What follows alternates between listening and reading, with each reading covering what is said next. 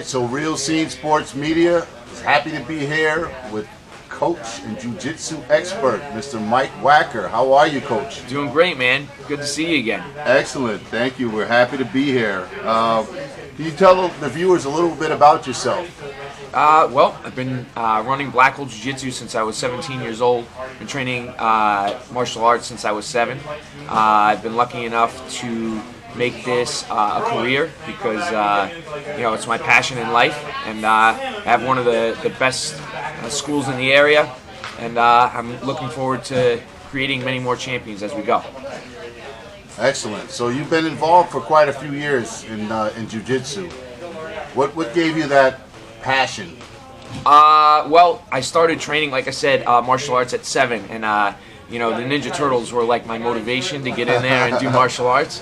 But one thing led to another. I found jiu-jitsu when I was 12, and I just fell in love with the sport itself. There's always so much to learn. There's never like concrete way of doing things, and for me, I feel like that was the biggest deal. You find your type of game, you enjoy it, and you build around it. And then when I started coaching, each person that you deal with, you always have to make sure that they're being coached the right way for them. And that, I think, is the most important thing about jiu-jitsu. There's no cookie cutter way of doing it. You have to evolve and adapt to everything that's coming your way. Absolutely. So talk about the name of the club. Where did that derive from? So two things, actually. So Blackhole Jujitsu, it's unique, right?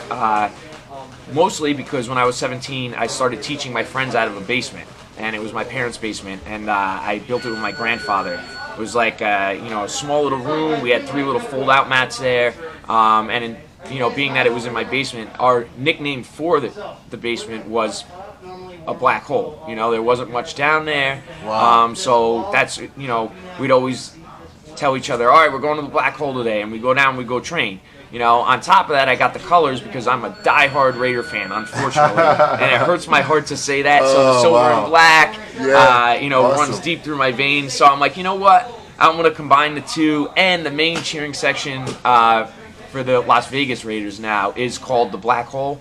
So, you combine the two, and you can't really go wrong. The only difference is my team wins a lot more than the Raiders do right now. So. Oh, that's great. That's an interesting story. Wow. What are some of your successes so far?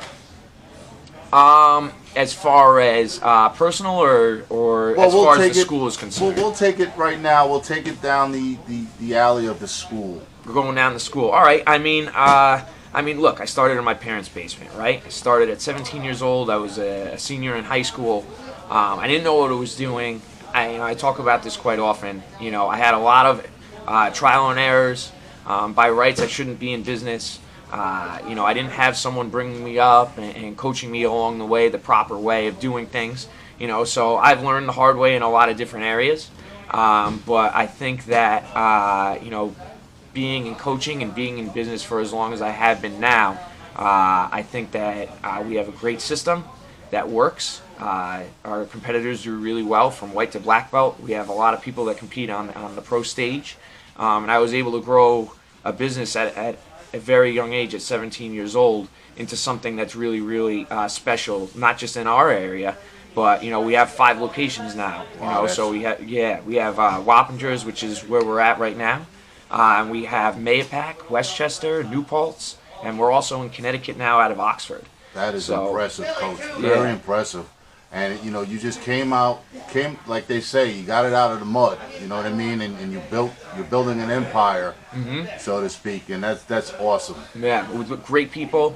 Each person that runs their academy has their own experience and their own knowledge, and I come in and just try to guide them a little bit along the way. And I'm super proud of all our guys. I really am. I feel like that's what sets us apart from most other teams, is that everybody's very close. I try to make it to each location as much as I possibly can, even though these guys have me traveling all the time for tournaments and all that type of stuff. Right. To me, it's really important that we all get together and we train. And when we do go compete, there's a familiarity and there's a bond, and I think that, it's very much so, like a big brotherhood. Absolutely. And or sisterhood for our women's program. Yeah. But it's impressive, and that can't just come from me. It comes from everybody. Sure. So, and I think that's the most important part that we have, and it sets us apart from a lot of people. And I think that's fantastic the way you recognize your team, and that fosters a great environment. You're the leader of the troops, and you have that family environment, and that's why people are happy to come in and happy to be a part of something big. So that's excellent, Coach. What are some of the challenges that you've had over the course of years? Oh man, I mean, well, COVID, right? Well, there you go. We That's have a big COVID, one. right? Sure. We had to, kind of make the best out of a bad situation with that. And we've done a good job. And that of course is recently, and I feel like everybody had to deal with that, right? So we've been lucky enough to have all our locations still open. And everybody's training the proper way. But going even before that, like I said, I had to do things probably not the right way a lot of the times, and find out a lot of hard lessons along the way. But you got it done. But I got it done. That's right. Done. You learn from your mistakes, you adapt, you move on. And I feel like jiu-jitsu in a lot of ways has taught me, to never give up. In this type of sport, it's hard. Right? You're always going to have something different. There's always going to be someone better than you, but you have to have that mentality of always going forward and winning. Right? And I have a long talk with my guys. I had a speech yesterday about this because we're getting ready for a big match coming up. That's the one thing that I think will never leave me. My body may get old. I may not be able to compete anymore, but the will to win will always be there, and Sure. I'll never give up. Sure, and that translates to a lot of sports and life in general. So that's a great mindset to have. Mm-hmm. That's excellent. What are some of the benefits of joining your school? What could people look forward to? And the second part of that question is jiu-jitsu for everyone? It's funny. I would like to say that jiu-jitsu is for everyone, right? But I think that's a hard concept to explain to someone, in the fact that it's probably not for everybody. There's contact. You have to understand that, you're being in awkward positions at first. You're on the ground. Some people can't handle that, and that's okay. But for me as an instructor, for whoever does walk into my school, I want to get the best out of them. Not everybody that walks into my school is going to be a world champion. I have that understanding, all right? But I want them to walk in and out of my doors each and every day knowing that they did the best that they possibly could, right? And if I can do that with every single person at this school, then I've done my job correctly, and it builds, all right? And then that's a contagious feeling. And if they go and compete, that's amazing. If they're doing it to just get in shape and they start losing weight, awesome, right? If they come in, they just want to be able to defend themselves, we have that too. Jiu-jitsu is universal in that way, and I think that's the biggest thing. When you walk through my doors, you're always going to get 110% from me and all my guys, because that's the mindset we have when we walk in. So how does, in that line of thinking, how does jiu-jitsu differ from the other forms of martial arts? Traditional martial arts, I feel like, they don't have a lot of contact. Some of the things they may do may not be applicable to everyday circumstances. Whereas jiu-jitsu, we have the opportunity to roll, all right, each and every day. Rolling is like our sparring, each and every day. Full contact, being able to practice what we learn and put it to use in a live situation, right? I feel like it's also a lot safer in the fact that we're not getting punched in the head all the time, so it's safer in that aspect, although, it is a contact sport, so you're able to, get beat up a little bit, but it's just how you manage it. I just feel like it's the most complete martial art in the world. Whereas if, you're starting standing, you learn how to close the distance, you learn takedowns, and when you hit the ground, it's our world. Gotcha. Very, very powerful martial art. Are you currently an active fighter? Are you primarily coaching? Jiu-jitsu, I'll always say that I am a coach first. I have to focus on my students always first. My career path has always been different in the fact that I started young. So when I was 17 years old, a lot of people are just focusing on competing. Sure. Whereas I was teaching. Sure. Was it the right way? I don't know, but it's my way. Interesting. And and I'm okay with that. So when I do go out and compete, I try to do it at the highest level I possibly can. I don't compete every weekend, so I supplement that with doing really hard training camps and taking big matches and, just putting my best foot forward. And, I feel like a leader should always lead by example. Sure, and if I'm the head coach of the academy, I should compete in some way. Absolutely. And I've been lucky enough to have some big wins under my belt and also some, losses. I'm not undefeated. So am I active? Yes. But I will always say that I'm a coach first. And I will be competing again. I've been rehabbing from a couple surgeries on my left elbow. Oh, but wow. I'll be back. Wow. I'll be back. Do you have a signature move? Whatever makes them tap. Whatever makes them tap. Whatever makes them tap. I'll take it. What's your greatest accomplishment as a fighter coach? I don't know. It's funny. Like I always say, the biggest accomplishment as far as a competitor is always the next one. If you sit back and you just say, you know what, I'm really good, I think that's when you lose it, right? I have some big wins under my belt. I've been able to defeat Diego Sanchez in grappling, and Ryan Hall, who's heel hooking everybody in the UFC right now. So those are pretty big wins. I've been able to win the New York Open and the IBJJF. Beautiful. So I mean, I have some pretty big wins as far as that's concerned. But like I said, my tournament resume maybe pales in comparison to a lot of people. But Okay. I've been able to roll with the best of them. That's it. Beautiful. Have I come out on top all the time? No, but I'm there, and they remember me. So that's what matters. So, who's your favorite jiu-jitsu fighter of all time? Do you have a favorite? I know that's a difficult question sometimes. You have people that I never really idolize anybody. Okay. I feel like if you idolize someone, you lose a step. And if I'm going to compete against the best, you don't ever want to idolize someone as far as that's concerned. But growing up, I grew up early. My first tournament was in 1997, so I remember like the early days of jiu-jitsu, Yeah, sure. And I always loved Rickson Gracie. I always just had, a very, good understanding of what he liked to do. And I like that he, competed at a time where there weren't a lot of rule sets. Right. And he always won. And he did it his way, and he was able to, implement his game plan and force the guys into his thing. So I always liked Rickson. Rickson was the man. Even though Hoist was more famous, I liked Rickson better. Gotcha.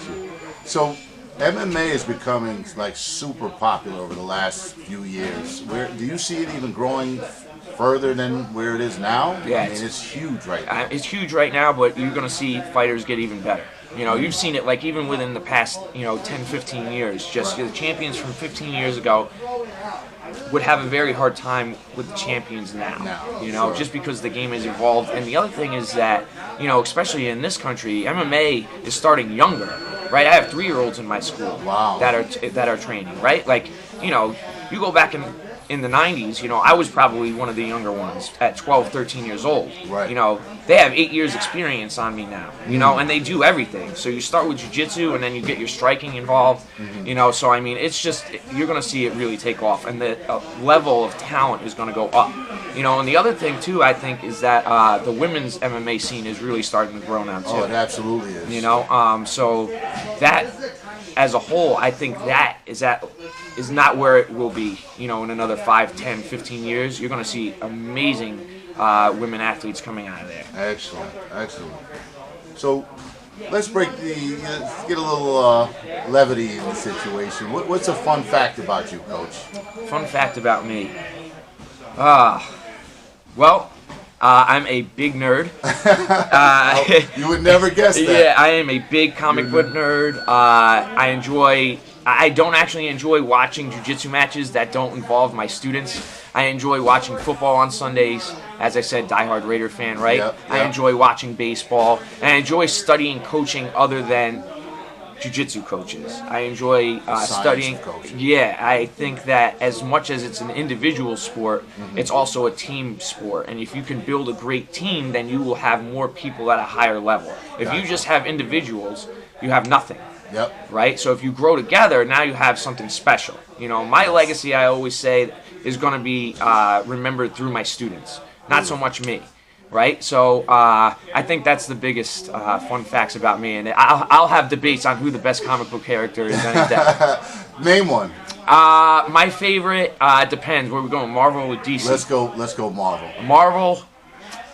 Man. If we're going hero, Yep. I'd probably have to say Wolverine is one of my favorites. Oh, yeah, I like him a lot. He's awesome. But as far as villains are concerned, Thanos. Yeah, he's one of my favorites. Gotcha. You know, Gotcha. and you know, he may not have been wrong too much on what he was doing. I'm just throwing that out there too, but that's for another time. Gotcha. Thank you, Coach. What can we look forward to in the future for Blackhole Jiu-Jitsu? And can you like lay out your locations again and just kind of give the fans where they can find you guys? Yeah, absolutely. So, you know, as far as what you can see from us in the future, I think just continued growth.